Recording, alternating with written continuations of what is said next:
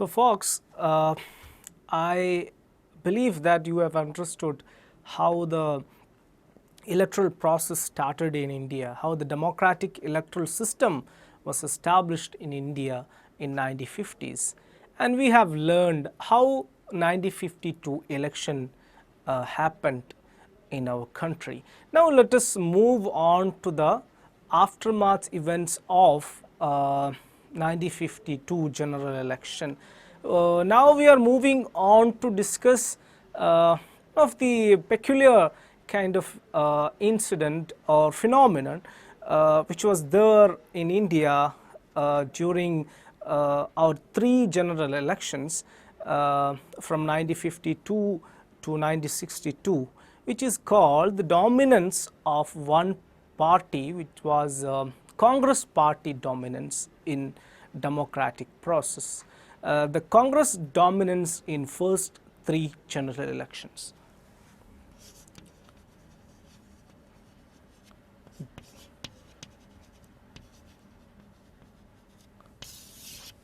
So, as we all know, Congress was created or founded in 1885, and when it was founded, it was a kind of elitist or upper class, upper caste organization, a pressure group which was to, the aim of it was to mediate between the British administration, and gradually it developed into one of the most brilliant and most energetic popular movement or mass movement of our country.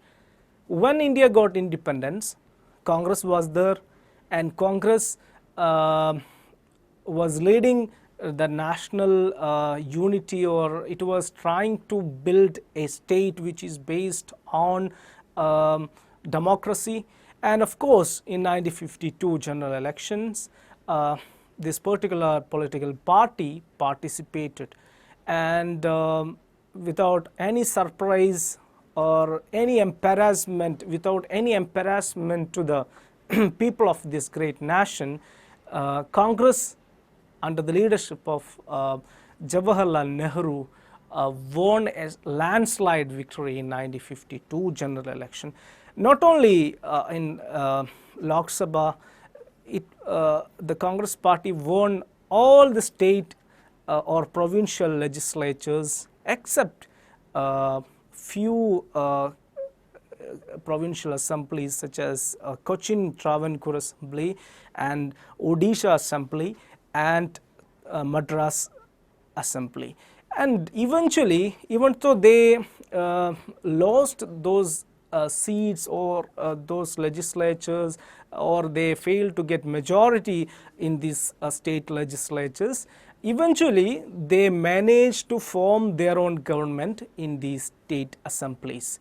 So the result of 1952 general election was a complete landslide dominance or dominant victory of Congress party. So now we are entering into a new phase called the Congress dominance. From 1952 to 1962, Congress was the dominant force which completely outshined all other political parties in our country. നമ്മൾ 1950-നും 52-നും ഇടയിൽ എങ്ങനെയാണ് election commission വളരെ ശ്രമകരമായ ദൗത്യത്തിലൂടെ രാജ്യത്ത് തിരഞ്ഞെടുപ്പ് നടത്തിയത് എന്നതിനെപ്പറ്റി നമ്മുടെ കഴിഞ്ഞ ക്ലാസ്സിൽ നമ്മൾ പഠിക്കുകയുണ്ടായി. അപ്പോൾ നമ്മളിനി പഠിക്കാൻ പോകുന്നത്, അല്ലെ നമ്മൾ അറിയാൻ പോകുന്നത് 1952-ലെ പൊതു തിരഞ്ഞെടുപ്പിന് ശേഷമുണ്ടായ അവസ്ഥാവിശേഷങ്ങളെ പറ്റിയാണ്. എന്തൊക്കെയാണ് 1952-ലെ തിരഞ്ഞെടുപ്പിന് ശേഷമുണ്ടായ സാഹചര്യങ്ങൾ, ആരാണ് വിജയിച്ചത്, എന്തായിരുന്നു ആ വിജയത്തിൻ്റെ പ്രത്യേകത എന്നതിനെ പറ്റിയൊക്കെയാണ് നമ്മൾ പഠിക്കാൻ പോകുന്നത്. ഈ ഒരു ഭാഗത്തിന് നമ്മൾ കൊടുത്തിരിക്കുന്ന പേര്, അതല്ലെങ്കിൽ നമ്മുടെ ടെക്സ്റ്റ് ബുക്കിൽ പരിചയപ്പെടുത്തുന്നത് തന്നെ Congress dominance in first 3 general elections എന്നാണ്. ആദ്യത്തെ 3 പൊതു തെരഞ്ഞെടുപ്പിലെ കോൺഗ്രസ് പാർട്ടിയുടെ ആധിപത്യം എന്നതാണ് ഒരു സബ് ടൈറ്റിലായി കൊടുത്തിരിക്കുന്നത്. നമുക്കറിയാം കോൺഗ്രസ് 1885 രൂപീകരിക്കപ്പെടുന്നത്. ഒരു എലീറ്റ് ക്ലാസിൻ്റെ അതല്ലെങ്കിൽ ഉയർന്ന ജാതിക്കാരുടെയൊക്കെ ഒരു കൂട്ടായ്മയായിരുന്നു കോൺഗ്രസ് അതിൻ്റെ തുടക്ക കാലഘട്ടത്തിൽ. ബ്രിട്ടീഷുകാരുമായിട്ട് ഭരണപരമായ കാര്യങ്ങളിൽ മീഡിയേറ്റ് ചെയ്യാനും ചില അവകാശങ്ങൾ നേടിയെടുക്കാനും ഒക്കെയായിരുന്നു കോൺഗ്രസ് ശ്രമിച്ചിരുന്നത്. പിന്നീട് അതൊരു വലിയൊരു ജനകീയ പ്രസ്ഥാനമായി രൂപാന്തരപ്പെടുന്നതും നമ്മൾ കണ്ടിട്ടുണ്ട്. 1947 ഇന്ത്യ സ്വതന്ത്രയായപ്പോൾ കോൺഗ്രസ് പാർട്ടി അതിൻ്റെ എല്ലാ ശക്തിയോടും കൂടി രാജ്യത്തുണ്ടായിരുന്നു. 1952 ജനറൽ ഇലക്ഷനിലേക്ക് പോകുമ്പോൾ ഓഫ്കോഴ്സ് തീർച്ചയായും ജവഹർലാൽ നെഹ്റുവിൻ്റെ നേതൃത്വത്തിൽ കോൺഗ്രസ് ആ തിരഞ്ഞെടുപ്പിൽ മത്സരിക്കുകയും ചെയ്തു. രാജ്യത്തെ ലോക്സഭയിലേക്ക് മാത്രമല്ല സ്റ്റേറ്റ് അസംബ്ലികളിലേക്കും നടന്ന തെരഞ്ഞെടുപ്പായിരുന്നു 1952 നടന്നത് എന്ന് നമ്മൾ മനസ്സിലാക്കിയിട്ടുണ്ടല്ലോ. അപ്പോൾ ഈ മത്സരത്തിൽ ആരെയും ആശ്ചര്യപ്പെടുത്താതെ തന്നെ എല്ലാവരും പ്രതീക്ഷിച്ചിരുന്നത് പോലെ തന്നെ കോൺഗ്രസ് വലിയൊരു ലാൻഡ് സ്ലൈഡ് വിക്ടറി അതല്ലെങ്കിൽ ഒരു വൻ വിജയം കോൺഗ്രസ് കൈവരിക്കുകയുണ്ടായി. എല്ലാ അസംബ്ലികളിലേക്കും ലോക്സഭയിലേക്കും പ്രത്യേകിച്ചും വലിയ വിജയമാണ് അവർ കാഴ്ചവെച്ചത്. പക്ഷേ ചില അസംബ്ലികളിലേക്ക് ചില പ്രവിശ്യ അതല്ലെങ്കിൽ സംസ്ഥാന നിയമനിർമ്മാണ സഭകളിലേക്ക് കോൺഗ്രസ്സിന് വലിയ വിജയമുണ്ടായെങ്കിലും ഭൂരിപക്ഷം കിട്ടാതെ വരുന്ന സാഹചര്യം ഉണ്ടാവുകയും ചെയ്തു. അത് നമ്മൾ അതോടുകൂടി ചേർത്ത് വായിക്കേണ്ടതുണ്ട്. അങ്ങനെ ഭൂരിപക്ഷം കിട്ടാതെ പോയ ചില അസംബ്ലികളായിരുന്നു കൊച്ചിൻ ട്രാവൻകൂർ അസംബ്ലി, അതുപോലെ തന്നെ മദ്രാസ് അസംബ്ലി, ഒഡീഷ അസംബ്ലി. പക്ഷേ പിന്നീട് ഇവിടെ ഭൂരിപക്ഷം കിട്ടിയില്ല എങ്കിൽ തന്നെ കോൺഗ്രസ് പിന്നീട് അവിടെ തങ്ങളുടേതായൊരു ഭരണം രൂപീകരിക്കുന്നതിന് കോൺഗ്രസ് വിജയിക്കുകയും ചെയ്തു. അപ്പോൾ so let us move on to check or analyse or examine various factors or facts of 1952 general election. So in the first general election Congress won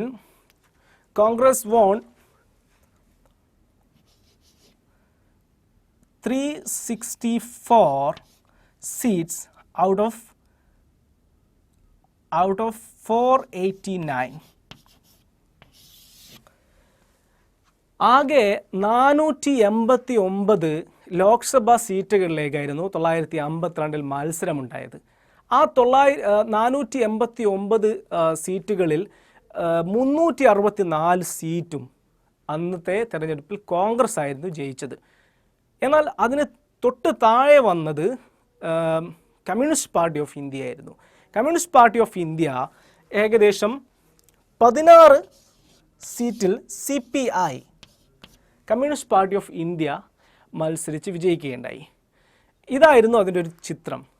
so from this facts itself we can see how dominant was Congress party in 1952 general election. So the second largest party which got 16 seats,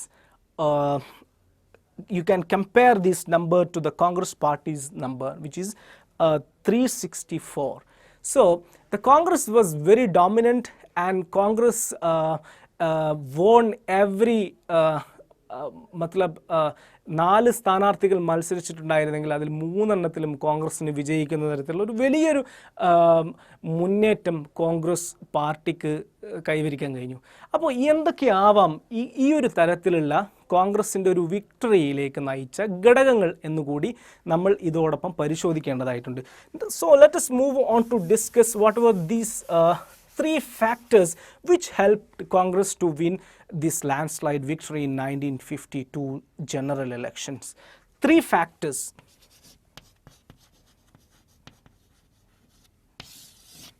3 factors which helped the Congress or which were the real things which made the Congress more dominant in Indian democratic system. One of the important factor was the Congress party carried the legacy of national movement. Legacy of national movement.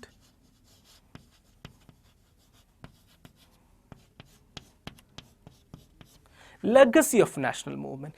As we all know, Congress was the front runner or the torch bearer of national uprising or national movement against the British colonialism. So people had a feeling that the Congress is the savior and Congress is the soul of our democratic system and Congress should be given importance or Congress should be given a chance to rule our land. So that legacy helped the Congress party to win this landslide in 1952 first general election.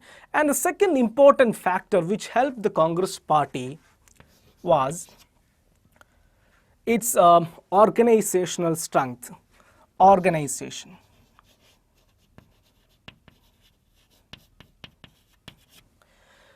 Congress പാർട്ടിക്ക് സ്വാതന്ത്ര്യത്തിന് മുമ്പ് തന്നെ രാജ്യത്തിൻ്റെ ഒട്ടുമിക്ക എല്ലാ ഭാഗങ്ങളിലും അവരുടെ യൂണിറ്റുകളും അവരുടെ പ്രദേശ് കമ്മിറ്റികളും ഒക്കെ ഉണ്ടായിരുന്നു.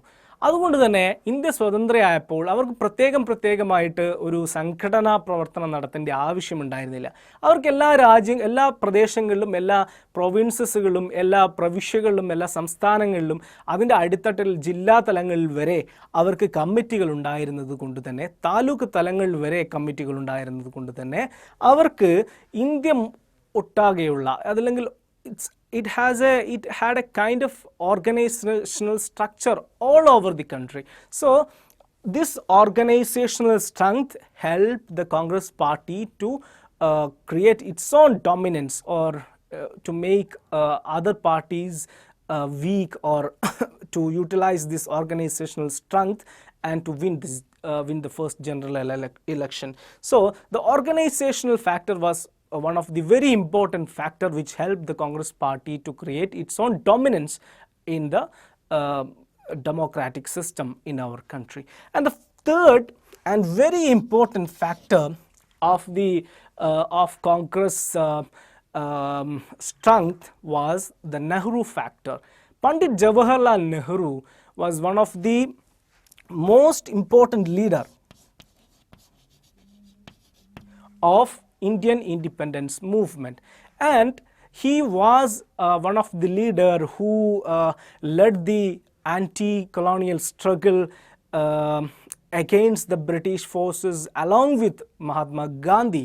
And after Gandhi, Nehru was considered as the top leaders of Indian national movement. So Nehru was alive and Nehru was leading the Congress party.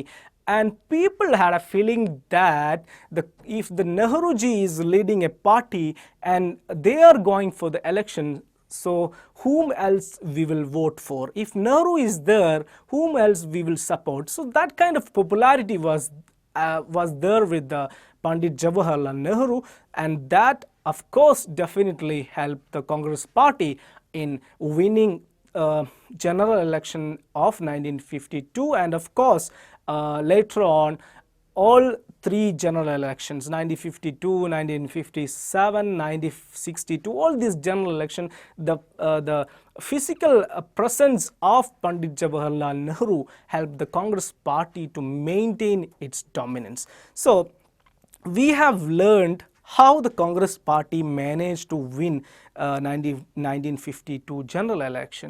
And നമ്മൾ ഈ ഒരു കാര്യം പരിശോധിക്കുമ്പോൾ തന്നെ വളരെ ന്യൂട്രലായി വളരെ ഒബ്ജക്റ്റീവ്ലി നോക്കുകയാണെങ്കിൽ മറ്റൊരു വളരെ പ്രധാനപ്പെട്ട ഒരു ഘടകം കോൺഗ്രസ് പാർട്ടിയുടെ ഈ ഒരു വലിയ വിക്ടറിയെ സഹായിച്ചു എന്ന് നമുക്ക് മനസ്സിലാക്കാൻ കഴിയും. കൂട്ടുകാർ കഴിഞ്ഞ +1 കോഴ്സുകൾ പഠിച്ചിട്ടുണ്ടാവും. കഴിഞ്ഞ വർഷത്തെ +1 കോഴ്സുകൾ നിങ്ങൾ പഠിച്ചിട്ടുണ്ടാവും. ഈ first past post electoral system എന്ന് പറയുന്ന ഒരു സിസ്റ്റമാണ് നമ്മൾ അഡോപ്റ്റ് ചെയ്തത്. അതിൻ്റെ വിവിധ വശങ്ങളൊക്കെ നിങ്ങൾ അതിൽ പഠിച്ചിട്ടുണ്ടാവും. അത് പ്രകാരം ഏറ്റവും കൂടുതൽ വോട്ട് കിട്ടുന്ന സ്ഥാനാർത്ഥിയാണ് ജയിച്ചു വരിക. എത്ര ശതമാനം വോട്ട് കിട്ടുന്നു എന്നതല്ല പ്രാധാന്യം, നിങ്ങൾ മത്സരത്തിൽ വിജയിക്കുന്നുണ്ടോ എന്നതാണ് പ്രാധാന്യം.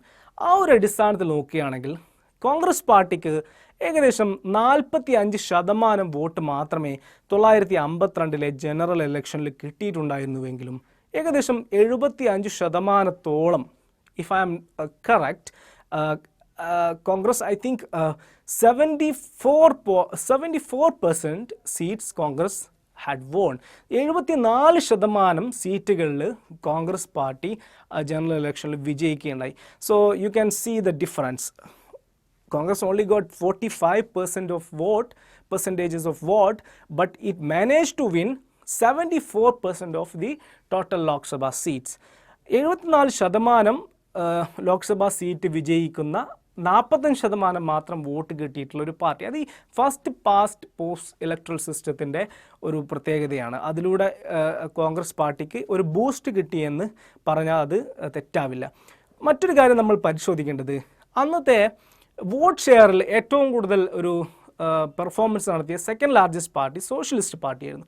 ആ സോഷ്യലിസ്റ്റ് പാർട്ടിക്ക് 10% വോട്ട് കിട്ടിയിട്ടുണ്ടായിരുന്നുവെങ്കിലും, മൊത്തം ടോട്ടൽ 10% വോട്ട് കിട്ടിയിട്ടുണ്ടായിരുന്നെങ്കിലും അവർക്ക് 3% പോലും സീറ്റുകളിൽ വിജയിക്കാൻ സാധിച്ചില്ല എന്നൊരു വസ്തുത കൂടി അവിടെ നിലനിൽക്കുകയാണ്. So you can compare this.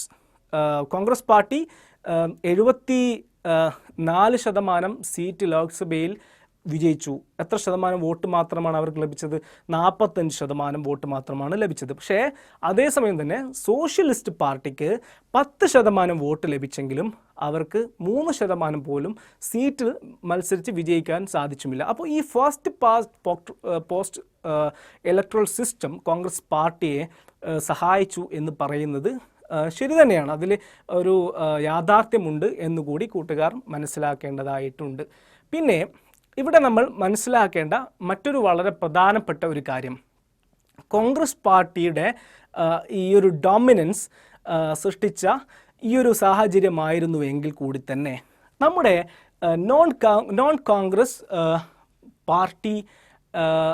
പാർട്ടികൾ അവർക്ക് വലിയ വോട്ടിംഗ് ഷെയർ ഉണ്ടായിക്കൊണ്ടിരുന്നു.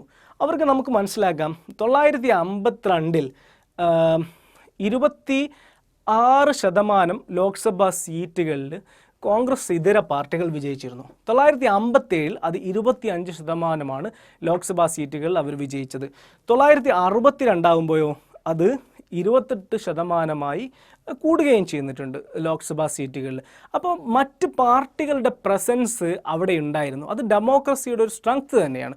ഈ മറ്റൊരു പ്രധാനപ്പെട്ട കാര്യം നമ്മൾ ഓർമ്മിക്കേണ്ടത്, ഈ കോൺഗ്രസ് പാർട്ടി വലിയ ഇപ്പോൾ 4-3 സീറ്റുകൾ നേടി 1952 1957 1962 വിജയിച്ചുവെങ്കിലും അവിടെയൊക്കെ വോട്ടിംഗ് പെർസെൻറ്റേജ് നോക്കുമ്പോൾ കോൺഗ്രസിനേക്കാൾ കോൺഗ്രസ് ഇതര പാർട്ടികൾ മുന്നിലുണ്ടായിരുന്നു, എല്ലാ പാർട്ടികളെയും ഒരുമിപ്പിക്കുകയാണെങ്കിൽ. പക്ഷെ കോൺഗ്രസ് ഒരു ഭാഗത്തും ഇതര പാർട്ടികൾ മറ്റൊരു ഭാഗത്തും നിൽക്കാതെ ഛിന്ന ഭിന്നമായിട്ടുള്ള ഒരു കോയലീഷൻ രൂപീകരിക്കപ്പെടാത്ത ഒരു സാഹചര്യമായിരുന്നു അന്നുണ്ടായിരുന്നത്. അതുകൊണ്ട് തന്നെ കോൺഗ്രസ് വളരെ പ്രിഡോമിനൻ്റ് പൊസിഷനിലായിരുന്നു ആ കാലഘട്ടത്തിൽ ഉണ്ടായിരുന്നത് എന്നതും നമ്മൾ ഇതോടൊപ്പം ചേർത്ത് വായിക്കേണ്ടതായിട്ടുണ്ട്. So in 1957 election, Congress won again in Lok Sabha and all other states, but in 1957 a new phenomenon called a kind of democratic communist revolution happened in Kerala. രാജ്യത്ത് അതുവരെ കാണാത്തൊരു പ്രതിഭാസം, അത് ഒരുപക്ഷെ ലോകത്ത് തന്നെ ഇതുവരെ കാണാതിരുന്ന ഒരു പ്രതിഭാസം കേരളത്തിൽ 1957 ഉണ്ടായി. ലോകത്ത് തന്നെ ആദ്യമായി ബാലറ്റിലൂടെ ഒരു കമ്മ്യൂണിസ്റ്റ് സർക്കാർ അധികാരത്തിലെത്തി. ഇത് വളരെ ഇൻട്രസ്റ്റിംഗ് ആണ്. നമ്മുടെ ടെക്സ്റ്റ് ബുക്കിൽ ഒരു സെക്ഷനായി ഈ ഒരു കാര്യം വളരെ വ്യക്തമായി കൊടുക്കുന്നുണ്ട്. EMSൻ്റെ നേതൃത്വത്തിൽ, EM ശങ്കരൻ നമ്പൂതിരിപ്പാടിൻ്റെ നേതൃത്വത്തിൽ 1957 കേരളത്തിൽ ആദ്യത്തെ കമ്മ്യൂണിസ്റ്റ് സർക്കാർ അധികാരത്തിലേറി. ഇത് കോൺഗ്രസ് പാർട്ടിയുടെ ഒരു ഡോമിനൻസിനേറ്റ ഒരു വെല്ലുവിളി തന്നെയായിരുന്നു. അവരുടെ ആ ഒരു അപ്രമാദിത്വത്തിന് മുന്നിൽ ഒരു സംസ്ഥാനത്ത് വേറൊരു പാർട്ടി, അതും കമ്മ്യൂണിസ്റ്റ് പാർട്ടി അധികാരത്തിലേറുന്നതിൻ്റെ ഒരു സാഹചര്യം സൃഷ്ടിക്കപ്പെട്ടു എന്നത് വളരെ ഇമ്പോർട്ടൻ്റ് ആയിട്ടുള്ള, നമ്മുടെ ഡെമോക്രാറ്റിക് പ്രോസസ്സിൽ വളരെ ഇമ്പോർട്ടൻ്റ് ആയിട്ടുള്ള ഒരു കാര്യമാണ്. എന്നാൽ പിന്നീട് 2 വർഷത്തിനകം 1959 ഈ ഒരു കമ്മ്യൂണിസ്റ്റ് സർക്കാരിനെ കേന്ദ്ര സർക്കാർ പ്രത്യേക അധികാരം ഉപയോഗിച്ചു പിരിച്ചുവിട്ടു. ഇതിലേക്ക് നയിച്ചത് ലിബറേഷൻ മൂവ്മെൻറ്റ്, അതല്ലെങ്കിൽ വിമോചന സമരം എന്നൊക്കെ വിളിക്കാൻ പറ്റുന്ന ഒരു വലിയ ലാർജ് സ്കെയിൽ പോപ്പുലർ അപ്രൈസിംഗ് ആയിരുന്നു, പോപ്പുലർ പ്രൊട്ടസ്റ്റുകളായിരുന്നു. കേരളത്തിൻ്റെ വിവിധ ഭാഗങ്ങളിലുണ്ടായ ഈ ഒരു വിമോചന സമരത്തിൻ്റെ ഭാഗമായിട്ടാണ് അത് കാരണം ലോ ആൻഡ് ഓർഡർ തകർന്നു എന്ന് പറഞ്ഞാണ് കേന്ദ്ര സർക്കാർ കമ്മ്യൂണിസ്റ്റ് സർക്കാരിനെ 1959 പിരിച്ചുവിടുന്നത്. So it is being described in history as one of the wrong kind of, or one of the intrusion of central government into state government's power structure. അതും നമ്മൾ ഇതിനോട് ചേർത്ത് വായിക്കണം. കേന്ദ്ര സർക്കാരിൻ്റെ സംസ്ഥാന സർക്കാരിൻ്റെ അധികാര പരിധിയിലേക്കുള്ള ഒരു ജനാധിപത്യ വിരുദ്ധമായ കടന്നുകയറ്റമായും ഈ ഒരു സംഭവ വികാസത്തെ വിലയിരുത്തുന്നുണ്ട്. So friends, we have learned how in 1952 general elections Congress party managed to win a landslide victory, and how it continued the saga of this victory or dominance from 1952 till 1962. So this period is unanimously or undoubtedly considered as to be the dominance or the dominant time of the Congress party. So let us examine the nature of the Congress dominance. What was the peculiarities of the Congress party dominance and how it was different from other single party dominance across the globe. So let us move on to analyze the nature of the Congress party dominance. നമ്മൾ കോൺഗ്രസ് പാർട്ടിയുടെ 1952 മുതൽ 1962 വരെയുള്ള ഒരു പൊതു തെരഞ്ഞെടുപ്പിലെ വളരെ ശക്തമായ വിജയങ്ങളും അവരുടെ ഒരു ഡോമിനൻസിനെ പറ്റിയും ആധിപത്യത്തെ പറ്റിയൊക്കെ നമ്മൾ സംസാരിക്കുകയുണ്ടായി. സോ ആ ഒരു ഡോമിനൻസിൻ്റെ സ്വഭാവം എന്തായിരുന്നു, ഒരു ആധിപത്യത്തിൻ്റെ സ്വഭാവം എന്തായിരുന്നു എന്നത് മനസ്സിലാക്കുക നമ്മുടെ ഡെമോക്രസിയുടെ ആ ഒരു എക്സ്പെരിമെൻറ്റിനെ പറ്റി കൂടുതൽ അറിയാൻ വളരെ ഇമ്പോർട്ടൻ്റ് ആണ്. കാരണം ഡെമോക്രസിയിൽ തന്നെ ഒരു പാർട്ടി ഡോമിനൻ്റ് ആയിരുന്നു, അതല്ലെങ്കിൽ കോൺഗ്രസ് ഡോമിനൻസ് വാസ് ദർ എന്ന് പറയുമ്പോൾ അതെങ്ങനെയാണ് ജനാധിപത്യവുമായി ചേർന്ന് പോവുക എന്നത് മനസ്സിലാക്കേണ്ടത് വളരെ ഇമ്പോർട്ടൻ്റ് ആണെന്ന് നമുക്ക് എന്തായാലും വളരെ കൃത്യമായി മനസ്സിലാക്കാൻ കഴിയും. So considering the nature of the Congress party dominance, it cannot be compared with other single party dominated bogus democratic systems. നമ്മുടെ കോൺഗ്രസ് പാർട്ടിയുടെ ഈ ഒരു കാലഘട്ടത്തിലെ ആ ഒരു ആധിപത്യത്തെ പറ്റി നമ്മൾ പരിശോധിക്കുമ്പോൾ ഇതിനെ നമുക്ക് മറ്റ് പല രാജ്യങ്ങളിലും കാണുന്ന, ഉദാഹരണത്തിന് ചൈനയിൽ കാണുന്ന അതല്ലെങ്കിൽ ക്യൂബയിൽ കാണുന്ന ഏക പാർട്ടിയുടെ ഒരു ആധിപത്യം അതല്ലെങ്കിൽ സമഗ്രാധിപത്യവുമായിട്ട് കമ്പയർ ചെയ്യാൻ സാധ്യമല്ല എന്ന് നമുക്ക് വളരെ കൃത്യമായി മനസ്സിലാക്കാൻ സാധിക്കും. അതല്ലെങ്കിൽ നമ്മുടെ ടെക്സ്റ്റിൽ ഒരു PRI എന്ന് പറയുന്ന ഒരു മെക്സിക്കൻ പാർട്ടിയെ പറ്റി ഒരു വിവരം കൊടുത്തിട്ടുണ്ട്. PRI എന്ന് പറയുന്നത് അതിൻ്റെ സ്പാനിഷിൽ അതിൻ്റെ ഫുൾ ഫോം നമുക്ക് മനസ്സിലാക്കാൻ സാധിക്കുന്നത് ഇൻസ്റ്റിറ്റ്യൂഷണലൈസ്ഡ് റവല്യൂഷണറി പാർട്ടി എന്നാണ് അതിൻ്റെ ഫുൾ ഫോം വരുന്നത്. അപ്പോൾ അങ്ങനെ ഒരു പാർട്ടി 1929 മെക്സിക്കോയിൽ രൂപീകരിക്കപ്പെടുന്നതും ആ പാർട്ടി അവിടെ ഡെമോക്രാറ്റിക്കലി ബോഗസ് ആയിട്ടുള്ള കുറേ തിരഞ്ഞെടുപ്പുകൾ നടത്തുകയും റിഗ്ഡ് ആയിട്ടുള്ള അതല്ലെങ്കിൽ പലതരത്തിലുള്ള പേരിന് വേണ്ടി മാത്രമുള്ള ഇലക്ഷൻ നടത്തുകയും ആ പാർട്ടിയുടെ ഒരു ഡോമിനൻസ് അവർ 2000 ആണ്ട് വരെ കൊണ്ടുപോവുകയും ചെയ്യുന്നുണ്ട്. 2000 നടന്ന പ്രസിഡൻഷ്യൽ ഇലക്ഷനിൽ മാത്രമാണ് ആ പാർട്ടി തോൽക്കുന്നത്. പക്ഷേ കോൺഗ്രസ് പാർട്ടിയുടെ ഒരു ഹിസ്റ്ററി നമ്മൾ പരിശോധിക്കുകയാണെങ്കിൽ അവർ ജനാധിപത്യത്തെ അട്ടിമറിച്ചുകൊണ്ടോ അല്ലെ ജനാധിപത്യത്തെ കേവലമാക്കി നിർത്തിക്കൊണ്ടോ അതിനെ മോഡിഫൈ ചെയ്തുകൊണ്ടോ തങ്ങൾക്ക് അനുകൂലമാക്കി മാറ്റിക്കൊണ്ടോ ആയിരുന്നില്ല കോൺഗ്രസ് പാർട്ടി തങ്ങളുടെ ഡോമിനൻസ് ഇന്ത്യ രാജ്യത്ത് ഈ കാലയളവിൽ പുലർത്തിപ്പോന്നിരുന്നത്. കോൺഗ്രസ് അതിന് ശ്രമിച്ചിരുന്നില്ല. ജനാധിപത്യത്തിൻ്റെ സാധ്യതകളെ ഉപയോഗിച്ചുകൊണ്ട് ജനാധിപത്യ മാർഗത്തിൽ തന്നെ ഇലക്ഷനിൽ ഫെയർ ആൻഡ് ഫ്രീ ഇലക്ഷൻ നടത്തിക്കൊണ്ട് തന്നെയായിരുന്നു നെഹ്റുവിൻ്റെ നേതൃത്വത്തിലുള്ള കോൺഗ്രസ് പാർട്ടി ആ ഒരു കാലഘട്ടത്തിൽ അധികാരത്തിൽ വന്നുകൊണ്ടിരുന്നത്. ഇപ്പോൾ ചൈനയായാലും ക്യൂബയായാലും സിറിയ ആയാലും ഒക്കെ നമുക്ക് കാണാൻ സാധിക്കും ഭരണഘടനാപരമായി തന്നെ ഒരൊറ്റ പാർട്ടിയുടെ അധികാരം അല്ലെങ്കിൽ ഒരു ഒറ്റ പാർട്ടിക്ക് മാത്രം പ്രവർത്തന സ്വാതന്ത്ര്യം നൽകുന്ന രാജ്യങ്ങളാണ്. നമുക്ക് നമ്മുടെ രാജ്യത്തെ കോൺഗ്രസ് പാർട്ടിയുടെ ആ ഒരു ഡോമിനൻസ് കാലഘട്ടത്തെ നമുക്ക് കമ്പയർ ചെയ്യാൻ പറ്റുന്ന ഒരു പാർട്ടി ആഫ്രിക്കൻ നാഷണൽ കോൺഗ്രസ് ആണ്. അപ്പാർത്തീഡ് അതല്ലെങ്കിൽ വർണ്ണവെറിയുടെ അടിസ്ഥാനത്തിലുള്ള സൗത്ത് ആഫ്രിക്കൻ ഗവൺമെൻറ്റിൻ്റെ ഭരണം അവസാനിച്ചതിനെ തുടർന്ന് ആഫ്രിക്കൻ നാഷണൽ കോൺഗ്രസ് നെൽസൺ മണ്ടേലയുടെ നേതൃത്വത്തിൽ സൗത്ത് ആഫ്രിക്കയിൽ അധികാരത്തിലെത്തിയപ്പോൾ അവർ കുറേ കാലം അവരുടെ ഒരു ശക്തമായ ഡോമിനൻസ് അവർ തുടർന്നു പോന്നിരുന്നു ജനാധിപത്യപരമായി തന്നെ. അങ്ങനെ ഒരു ജനാധിപത്യപരമായ ഡോമിനൻസ് ആയിരുന്നു കോൺഗ്രസ് പാർട്ടി ഇന്ത്യയിൽ തുടർന്ന് പോന്നിരുന്നത് എന്ന് നമുക്ക് മനസ്സിലാക്കാൻ കഴിയും. പിന്നെ മറ്റൊരു ഘടകം, നമ്മൾ കോൺഗ്രസ് പാർട്ടിയുടെ ഈ ഒരു ഡോമിനൻസിനെ പറ്റി അല്ലെ വൺ പാർട്ടി ഡോമിനൻസിനെ പറ്റി നമ്മൾ പരിശോധിക്കുമ്പോൾ നമുക്ക് മുന്നിൽ വരുന്ന മറ്റൊരു വളരെ പ്രധാനപ്പെട്ട ഒരു ഘടകം എന്ന് പറഞ്ഞാൽ കോൺഗ്രസ് ഒരു സോഷ്യൽ ആൻഡ് ഐഡിയോളജിക്കൽ സഖ്യമായിരുന്നു, കോയലീഷനായിരുന്നു. രാജ്യത്തെ കോൺഗ്രസ് പാർട്ടിയുടെ ഒരു നാച്ചുറൽ 1950 മുതൽ, അതല്ലെങ്കിൽ ഇന്ത്യ സ്വതന്ത്രമായത് മുതൽ, ഒരുപക്ഷെ അതിനു മുമ്പ് തന്നെ ഇന്ത്യയുടെ എല്ലാ വിഭാഗം ജനങ്ങളെയും, അതല്ലെങ്കിൽ എല്ലാ തരത്തിലുള്ള ക്ലാസ്സുകളെയും കാസ്റ്റുകളെയും ക്രീഡുകളെയും ലിംഗവ്യത്യാസങ്ങളെയും അതുപോലെ തന്നെ മതവൈവിധ്യങ്ങളെയും ഒക്കെ റിഫ്ലക്റ്റ് ചെയ്യുന്ന ഒരു സോഷ്യൽ കോയലീഷൻ എന്നൊരു നാച്ചുർ ഈ ഒരു കോൺഗ്രസ് പാർട്ടിക്ക് ഉണ്ടായിരുന്നു. അതുകൊണ്ട് തന്നെ കോൺഗ്രസ്സിന് ഒരു ഐഡിയോളജിക്കൽ ഒരു കോയലീഷൻ്റെ ഒരു സ്വഭാവം ഉണ്ടായിരുന്നു. വ്യത്യസ്തമായിട്ടുള്ള ഐഡിയോളജി റിഫ്ലക്റ്റ് ചെയ്യുന്ന വിഭാഗങ്ങൾ കോൺഗ്രസ് പാർട്ടിയിൽ സ്വാതന്ത്ര്യത്തിന് മുമ്പുണ്ടായിരുന്നു. വളരെ റവല്യൂഷണറി ആയിട്ടുള്ള വിഭാഗങ്ങളുണ്ടായിരുന്നു. സോഷ്യലിസ്റ്റ് കോൺഗ്രസ്സുകാരുണ്ടായിരുന്നു. അവർ ഒരുപക്ഷെ സോഷ്യലിസത്തിൽ കൂടുതലായിട്ട് ഈവൻ കമ്മ്യൂണിസത്തിൽ പോലും ആകൃഷ്ടരായിട്ടുള്ള പലരും കോൺഗ്രസ് പാർട്ടിയുടെ ഭാഗമായിരുന്നു. അതുകൊണ്ട് തന്നെ കോൺഗ്രസ് പാർട്ടിക്ക് ഒരു സോഷ്യൽ ആൻഡ് ഐഡിയോളജിക്കൽ ഒരു കോയലീഷൻ, ഒരു പാർട്ടി എന്നതിനപ്പുറത്തേക്ക് ഒരു കോയലീഷൻ്റെ ഒരു സ്വഭാവം, ഒരു സഖ്യത്തിൻ്റെ വ്യത്യസ്തങ്ങളായിട്ടുള്ള അഭിപ്രായങ്ങളെയും വ്യത്യസ്തങ്ങളായ കാര്യങ്ങളെയും ഉൾക്കൊള്ളുന്ന ഒരു സഖ്യത്തിൻ്റെ സ്വഭാവം കോൺഗ്രസ് പാർട്ടിക്ക് ഉണ്ടായിരുന്നു. ഇപ്പോൾ നമുക്ക് മനസ്സിലാക്കാൻ സാധിക്കും, കോൺഗ്രസ്സിൽ ലെഫ്റ്റ് ഓറിയൻറ്റഡ് ആയിട്ടുള്ള കോൺഗ്രസ്സുകാരുണ്ട്, കോൺഗ്രസ്സിൽ റൈറ്റ് വിങ് ഓറിയൻറ്റഡ് ആയിട്ടുള്ള കോൺഗ്രസ്സുകാരുണ്ടായിരുന്നു 1950. ഇപ്പോൾ ഉദാഹരണത്തിന് നമ്മുടെ ആദ്യത്തെ ക്യാബിനറ്റ് തന്നെ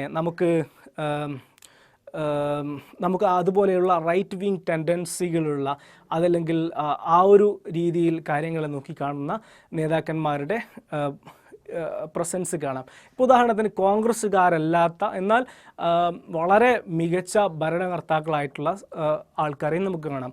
ഫോർ എക്സാമ്പിൾ BR അംബേദ്കർ അങ്ങനെയുള്ളൊരു വ്യക്തിയായിരുന്നു. BR അംബേദ്കർ കോൺഗ്രസ്സുകാരനല്ലെങ്കിൽ കൂടി രാജ്യത്തെ ഭരണഘടന ഉണ്ടാക്കുന്നതിലും അതിനെ നിർമ്മിക്കുന്നതിലൊക്കെ വളരെ ഇമ്പോർട്ടൻ്റ് ആയിട്ടുള്ള റോള് വഹിച്ച അംബേദ്കറിനെ ഇന്ത്യൻ ക്യാബിനറ്റിൻ്റെ ഭാഗമാക്കാൻ കോൺഗ്രസ് പാർട്ടി തയ്യാറായിരുന്നു. ശ്യാമപ്രസാദ് മുഖർജി പിന്നീട് ജനസംഘ് എന്ന് പറയുന്ന പാർട്ടി ഉണ്ടാക്കിയ, അതല്ലെങ്കിൽ ഇന്ത്യയിലെ ഹിന്ദു നാഷണലിസ്റ്റ് മൂവ്മെൻറ്റിൻ്റെ ആദ്യത്തെ പ്രയോക്താക്കളിൽ ഒരാളായിരുന്ന ശ്യാമപ്രസാദ് മുഖർജി കോൺഗ്രസ് പാർട്ടിയുടെ ആദ്യത്തെ ക്യാബിനറ്റിൽ, നെഹ്റു ക്യാബിനറ്റിലുണ്ടായിരുന്നു. അപ്പോൾ അങ്ങനെ വ്യത്യസ്തങ്ങളായിട്ടുള്ള ഒരുപാട് വിഭാഗങ്ങളെ, ആശയപരമായ വ്യത്യസ്തതകൾ ഉൾക്കൊണ്ടുകൊണ്ട് ഒരു കോയലീഷൻ സൃഷ്ടിക്കുക എന്നതായിരുന്നു കോൺഗ്രസ് പാർട്ടി ആ ഒരു കാലഘട്ടത്തിൽ സ്വീകരിച്ചിരുന്ന ഒരു നിലപാട്. So and when we are reading all these things along with the nature of the Congress party, we cannot avoid looking into the tolerance and management of factions in the Congress party. ഈ വ്യത്യസ്തങ്ങളായ അഭിപ്രായങ്ങളും അതല്ലെങ്കിൽ ഒരു കോയലീഷൻ്റെ ഒരു നാച്ചുറൊക്കെ നമ്മൾ പരിശോധിക്കുമ്പോൾ എങ്ങനെയാണ് വളരെ സക്സസ്ഫുള്ളി ഇത് ഒരു കോയലീഷനാക്കി നിലനിർത്തിക്കൊണ്ട് ഒരു സഖ്യമായി ഒരു പാർട്ടി എന്ന ഒരു പാർട്ടിയുടെ ചട്ടക്കൂടിനേക്ക് അപ്പുറത്ത് നിന്നുകൊണ്ട് വ്യത്യസ്ത ധാരകളെ ഉൾക്കൊണ്ടുകൊണ്ട് മറ്റൊരു പാർട്ടികൾക്ക് അവസരം കൊടുക്കാതെ എല്ലാവരെയും ഒരു പാർട്ടിയിൽ തന്നെ ഉൾക്കൊള്ളിച്ചുകൊണ്ട് ഒരു വലിയൊരു ഡോമിനൻസ് ഉണ്ടാകാൻ കോൺഗ്രസിന് സാധിച്ചത് എന്ന് പരിശോധിക്കുമ്പോൾ നമുക്ക് പരിഗണിക്കേണ്ടി വരുന്ന ഒരു വളരെ പ്രധാനപ്പെട്ട ഘടകമാണ് tolerance to the ideological differences എന്നുള്ളത്. ഈ ഒരു ടോളറൻസിനെ മുന്നോട്ട് വെച്ച പ്രധാനപ്പെട്ട രണ്ട് ഘടകങ്ങൾ ഇതാണ്. ഈ ഒരു കോൺഗ്രസിൻ്റെ ഈ ഒരു കോയലീഷൻ സ്വഭാവത്തിന് ഉണ്ടായിരുന്ന രണ്ട് പ്രധാനപ്പെട്ട ഘടകങ്ങൾ ഇതാണ്. ഒന്ന്, അക്കമഡേറ്റീവ് ടു ഓൾ.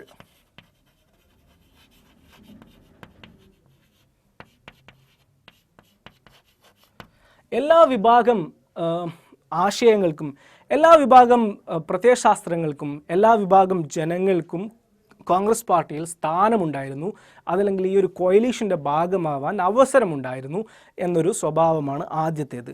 ഇത് മുന്നോട്ട് വെക്കുന്ന ഒരു ആശയം ഒരു വലിയൊരു പൊളിറ്റിക്കൽ തന്ത്രത്തിൻ്റെ കൂടിയായിരുന്നു എന്ന് നമ്മൾ മനസ്സിലാക്കണം. കാരണം ഇങ്ങനെ എല്ലാവരെയും ഉൾക്കൊള്ളിച്ചുകൊണ്ട് ഒരു പാർട്ടി മുന്നോട്ട് പോകുമ്പോൾ മറ്റ് പ്രതിപക്ഷ പാർട്ടികൾക്കുള്ള ഒരു സ്പേസിനെ ഇല്ലായ്മ ചെയ്യുക എന്നൊരു പ്രോസസ്സ് കൂടി അവിടെ നടക്കുന്നുണ്ട്. അത് ഏതെങ്കിലും ഒരു എക്സ്ക്ലൂഷണറി ആയിട്ടുള്ള ഒരു നിലപാടാണ് ഒരു പാർട്ടി സ്വീകരിക്കുന്നതെങ്കിൽ മറ്റൊരു പാർട്ടിക്ക് വളരാനുള്ള സ്പേസ് അവിടെ ഉണ്ടല്ലോ. പക്ഷേ ഇവിടെ എല്ലാ വിഭാഗങ്ങളെയും അക്കമഡേറ്റ് ചെയ്തുകൊണ്ട് മുന്നോട്ട് പോകുമ്പോൾ ഇങ്ങനെയുള്ള ഒരു എന്താ പറയുക വൺ ഡോമിനൻസിന് കോൺഗ്രസ് പാർട്ടിക്ക് കളമൊരുക്കാൻ കഴിഞ്ഞു. രണ്ടാമത്തത് tolerance to all differences.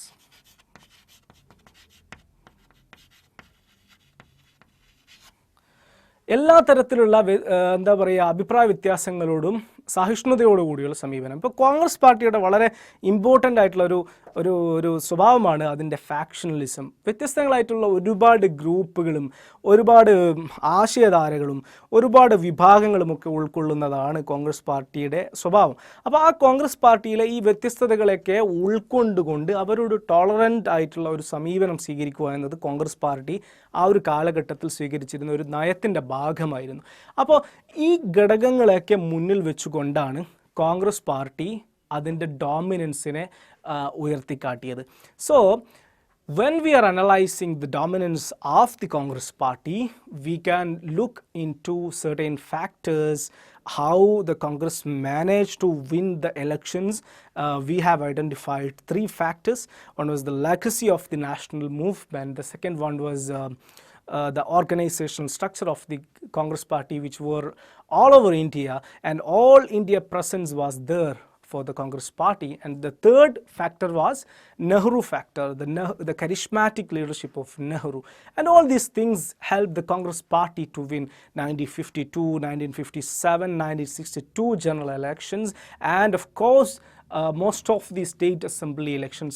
There were some occasions of other parties winning state assemblies, just as happened in 1957 in Kerala. 1957 in Kerala, the communists won a big landslide in Kerala in 1957, but still all over India Congress party dominated. And when it comes to the nature of the Congress party, we have learned the coalition idea of the Congress, or accommodating all different sections into one fold and accepting differences and adopting a tolerant kind of mechanism helped the Congress party to remain in dominant position. ഈ ഒരു ഭാഗത്ത് നമ്മൾ പഠിച്ചത് ഇതാണ്. ഈ ഒരു എപ്പിസോഡിലൂടെ നമ്മൾ പഠിച്ചത് കോൺഗ്രസ് പാർട്ടി എങ്ങനെ ഈ ആദ്യത്തെ 3 ജനറൽ ഇലക്ഷനിൽ അതിവലിയ രീതിയിലുള്ള മുന്നേറ്റം കാഴ്ചവെച്ചു എന്നതും എങ്ങനെയാണ് കോൺഗ്രസ് പാർട്ടി അതിൻ്റെ ഒരു കോയലിഷൻ നാച്ചുറലിലൂടെ അതല്ലെങ്കിൽ സഖ്യം എന്ന ഒരു രീതിയിലൂടെ കോൺഗ്രസ് പാർട്ടി തന്നെ ഒരു സഖ്യമായി മാറിക്കൊണ്ട് മറ്റൊരു സഖ്യത്തിനോ പാർട്ടിക്കോ ഒരവസരം കൊടുക്കാതെ സ്വയം സഖ്യമായി മാറിക്കൊണ്ട് എങ്ങനെയാണ് കോൺഗ്രസ് പാർട്ടി അതിൻ്റെ ഡോമിനൻസ് ഉറപ്പിച്ചത് എന്നതുമാണ് നമ്മൾ ഈ എപ്പിസോഡിലൂടെ പഠിച്ചത്. കൂട്ടുകാർക്ക് ഇതൊക്കെ വളരെ കൃത്യമായി മനസ്സിലായിട്ടുണ്ടാവും എന്ന് ഞാൻ പ്രതീക്ഷിക്കുകയാണ്. I believe you all understood what I have tried to express and how I explain things. So thank you so much.